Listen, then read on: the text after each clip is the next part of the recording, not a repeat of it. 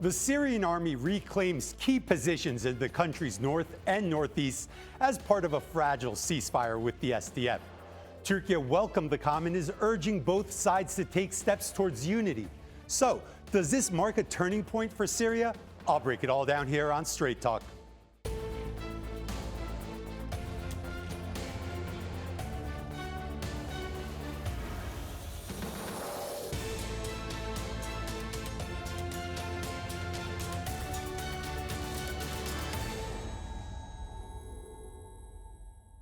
Hello and welcome to Straight Talk. I'm Euphrates. On Sunday, Syrian President Ahmad Alsharaa announced a nationwide ceasefire and a sweeping agreement to dismantle the YPG terror group-dominated SDF. The deal follows days of fighting in the northeast and months of negotiations as Damascus moved to reassert authority over territory long held by the U.S.-backed terror group. Syrian army troops are already taking control of key cities, including Raqqa, as the government begins implementing the agreement on the ground. The Syrian army's advancements also mean Damascus is now in control of the country's key oil-rich provinces and its border crossings to the east. They've also seized the strategic Euphrates Dam. Turkish President Erdogan has hailed the agreement and stressed that the era of terrorism in the region is over. He insisted that full integration agreements must be met. Arab states, France, and the U.S. have also welcomed the deal. But as the Syrian government consolidates its presence in the northeast, can the deal deliver lasting stability, or will unresolved tensions boil over again?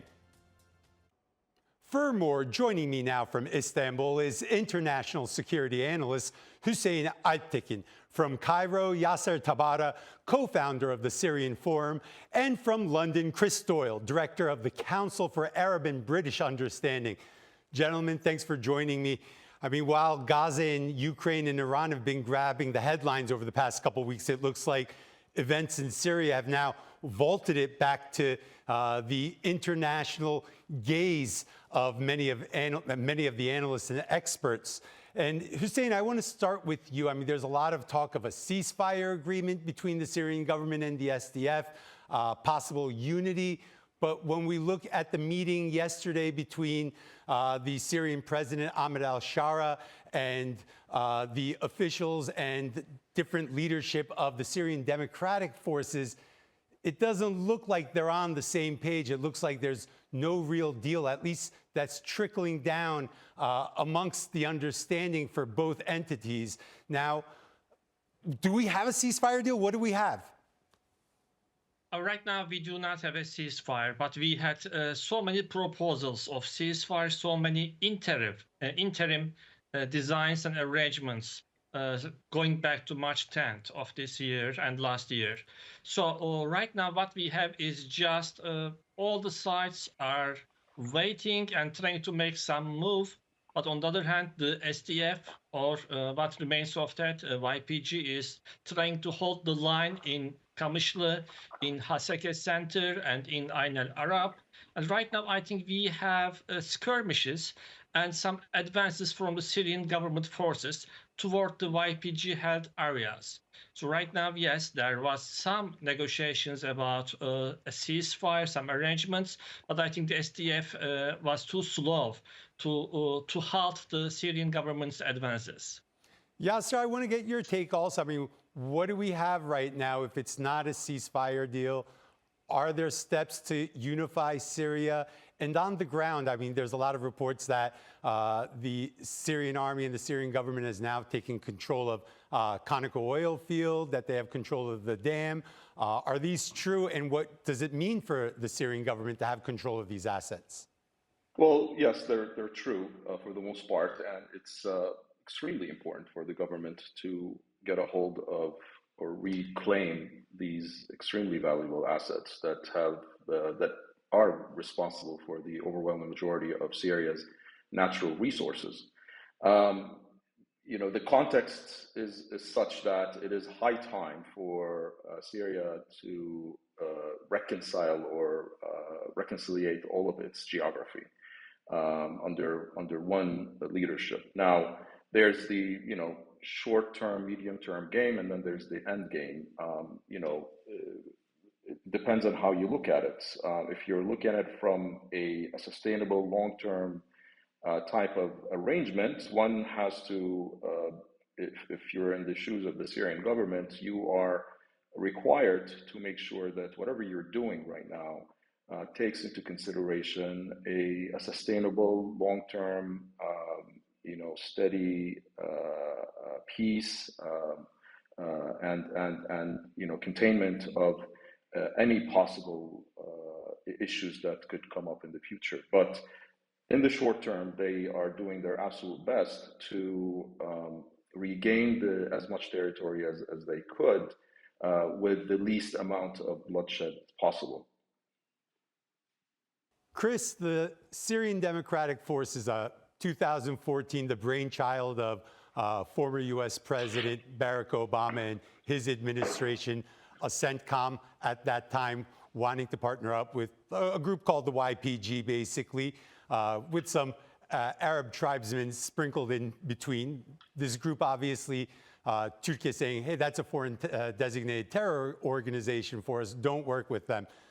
But over the years, the U.S. has been very protective of them when there's been friction between the Turks and the SDF. But it seems like that's kind of changed, and the U.S. has distanced itself. Is that true? Is Trump placing distance right now between U.S. policy in Syria and the SDF? And is a unified Syria now more important to America than backing the SDF?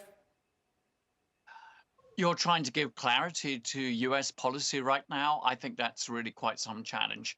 Certainly the US, United States, both ever since the SDF was created, has supported their role, not least in fighting and trying to restrain the activities of ISIS-Daesh. And in that, they gave various guarantees, and I think that they presumed that the United States would be there. But against that, they obviously now have also a close relationship. The President of the United States, President of Syria, together, they've met on numerous occasions now. And, there is an inherent tension there because the United States is trying to work to bring about a united Syria, but at the same time, it has those obligations of, with the SDF. Now, I think it's incumbent upon the United States to push for the implementation of the deal that has been agreed to make sure that it works out. Because the longer this continues, the greater the chance of longer lasting divisions. And yes, even if you unite the geography of Syria, you've also got to unite the people of Syria. You've got to manage to bring all these communities together. And remember that, the Damascus government is very different to the one in the northeast. The one in the northeast is looking for some sort of federal type system. It didn't want strong central power. The one in Damascus wanted strong central power. So they have different philosophies there. And somehow the United States now needs to be the responsible actor here to say, yes, there does need to be a single Syrian government, but to act as a guarantor for other communities in Syria and to say that they must be included. We, the United States, will back that, and to give the sort of reassurances and to try as quickly as possible to calm the situation, because further fighting is just sowing the seeds for yet more frictions down the road. And it won't be actually in the interest of any actor within Syria or within the region if that is to be the case. Mm-hmm. Hussein, when we look at the leaks coming out of yesterday's meeting between the Syrian president and Mazlum Abdi representing the SDF, I mean, we know that it's a 5-hour meeting. It basically ended with no agreement between the Syrian government and the SDF. And there's talks that Abdi was offered a deputy defense ministership, hand-selecting the governor of Hasakeh, and among other compromises given to the SDF. He also wanted some time to think about it. Bashara wanted a quick answer, and it looks like now it's leading towards a return to a military solution on the ground. What I want to ask is, I mean, Shara just recently gave a lot of rights to Kurdish citizens in Syria. He gave cultural rights, language rights, and also honoring citizenship as well. It seems that Syrian Kurds are getting a lot of what they wanted. Is what's holding Abdi back the PKK in Kandil Mountain? Is the leadership over there placing demands that Abdi can't say yes to when he sits down with Shara? I think there is a very big gap between Mazlum Abdi's expectations and what the Syrian government can offer to the organization and to Mazlum Abdi. Because the most recent presidential decree that you just have mentioned, it underlined two significant steps to include the Kurdish community in Syria. One of them was about the language, the recognition of the Kurdish language in the national curriculum. And the second one was granting citizenship to the Syrian Kurds, because the former Assad regime for so long, for decades, denied citizenship to the Kurdish people in Syria. So these are very important cultural steps to integrate the Kurdish society as a distinct cultural community. But it's not a matter of culture in the eyes of Mazlum Abdi. There is the political autonomy question, and there is the military question. Mazlum Abdi and the YPG wants to be in charge of a military force in Syria, which is not integrated to the central army and military force, but as a distinct autonomous military force, which is not, of course, acceptable for Ahmad Alsharaa and the new government. Okay. Yasser, what's next for President Shara now? I mean, he left the table with no deal. He was hoping to have a deal. Now, is this a return to a military solution? I mean, are we going to see Syrian troops entering much deeper into the northeast region? It looks like it. And I mean, this is basically emblematic of what took place in Sheikh Mahsoud a couple of weeks ago in Aleppo, and in Raqqa a few days ago, west of the Euphrates. Every time that the Syrian government basically takes over a piece of geography, it gives signals to SDF leadership that, okay, let's sit and let's give you whatever honorable exit that you guys you can have. And every single time that seems to falter, and as you mentioned, and your guest also alluded to, the decision making doesn't seem to be centralized within SDF or within Mazlum Abdi himself. So when he met with President Shara, he asked for, I think, a few days, if my information is correct, about 5 days to get back to him in the context of extremely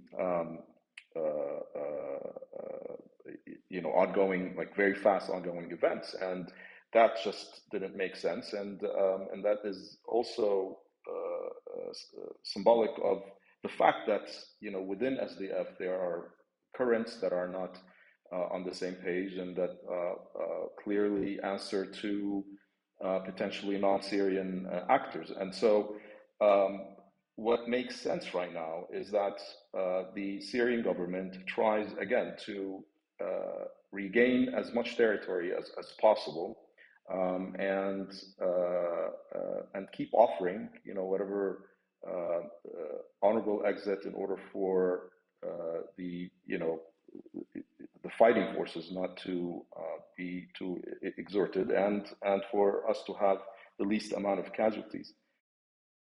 Chris, I want to ask you a little about the diplomatic chronology leading up to the military operation into Aleppo and then northeast Syria. I mean, there's a charm offensive with EU Commission President von der Leyen. Obviously, well before that, the meeting with Trump at the White House, but also about a week before Aleppo, there's a meeting in Paris between Syrian officials, Israeli officials, and U.S. officials. And then we see Aleppo happen, and then the Syrian army moving into the northeastern region as well. I mean, I asked you a little before, is there distance between the U.S. and the SDF? But are we seeing kind of a de facto green light by the EU and Israel as well, saying, we recognize Shara now. He seems to be keeping the country together. Yeah, move on, move forward. We're not watching what's happening. It's a very chaotic environment. Israel is clearly very angered about it. It has close relationships with the Kurds, and certainly the Israelis are not content about what's going on. But actually, it shows a degree of their impotence in all of this, that they are not able to affect things. They wanted to see a very weak Syrian government. That's why they've been so active in the south. That's why they've been supportive of the Kurds to try to prevent a single unitary state. So I think from the Israeli perspective, they are angered by all of this. I think the Europeans are more interested in seeing a political solution to all of this. They don't want to see further bloodshed. They don't want to see anything that triggers an escalation of refugee flows, for example. There will be significant concerns about these prisons with ISIS-Daesh prisoners, so there'll be concerns in terms of the security. And they will want to see the situation reach a political endgame where there is, a sustainable political deal amongst all the constituency within Syria. And I think I would point out that there is really, one can't underestimate the lack of trust between the two sides that we're seeing going on here, that they don't quite believe all the promises and the positions. And that is where third parties have to come in. So I hope that diplomatic actors will come in to try to give the sorts of guarantees that all parties will require. So you can get into, an endgame where you can actually see a single Syrian state with one central authority, but also those rights and guarantees that communities such as the Kurds cherish and desire, quite rightly, being fulfilled. Yes, the government did make that announcement about the rights, but there are many, many Kurds who, for whatever reason, aren't convinced because they've seen what has gone on elsewhere in Syria with minorities, and they're fearful. There's a lot of fear. And in that environment, that's the challenge that the international community has right now. The last thing it wants is to see massive bloodshed, loss of life, and further seeds of future conflict. Hussein, we've talked about the U.S., the EU, Israel, but one country obviously very closely following what's happening in Syria are the Turks. How's Ankara viewing everything that's happening right now? I mean, do they want to see a political solution? Do they want to see a military solution? And what role would they want to see the SDF in the future completely disbanded? I think Turkey has been very persistent on its Syria policy. So Turkey from day one asked for a legitimate government in Damascus in peace with its own people, but also an integrated, a unitary Syrian state, which is sovereign in the entirety of its territory. So this was the Turkish policy from day one. But there was only one puzzle. So how would we get there? A political process or a military process? That was the puzzle, and I think we got the answer for that puzzle as of last week. So over the past days, starting from the Aleppo neighborhoods of Sheikh Maksud and Eşrefiye to the Raqqa and outskirts of Hasaka and Ain al-Arab. Now the answer is given as the military solution, and that is not Turkey's priority. I think this was as a result of the ongoing process and SDF and YPG's denial of the numerous ceasefire offers, numerous designs, numerous constitutional arrangement designs from the Damascus government. And in Tom Barak's words, the SDF has always accepted yesterday's deal. But as they lose ground as a result of these skirmishes and battles, but yesterday's deal is no longer valid because right now the PYD is not in charge of vast territories in Syria. They have just 2 enclaves in eastern Syria, and it will be harder for them to negotiate a better outcome, a political outcome. Mm-hmm. And I think they are on the losing ground. That is clear for everybody, not just for Turkey. Yasser, I want to ask you about the environment right now in northeastern Syria. I think one of the most interesting developments during this past week was the amount of local uprising of Arab tribes, defections from the SDF. Is Mazlum Abdi losing his grip on the local populations over there. And what's the demographic like under the SDF rule in those regions? So one of the less known facts about northeastern Syria is that the Kurdish population actually constitutes, or at least the area that has been controlled by SDF over the past few years, is that the SDF, the Kurdish population is less than 15% of the entire territory, which means that the area basically has an overwhelmingly majority Arab population, and so that obviously reflects on the sentiments on the streets that Syria has been liberated from the Assad regime for at least a year now, and many of the Syrian cities and Syrian territories have started taken steps towards reconstruction and economic reintegration and all of that. Yet that area remains in limbo and in a state of conflict and basically forgotten as it was for decades prior to the Syrian revolution.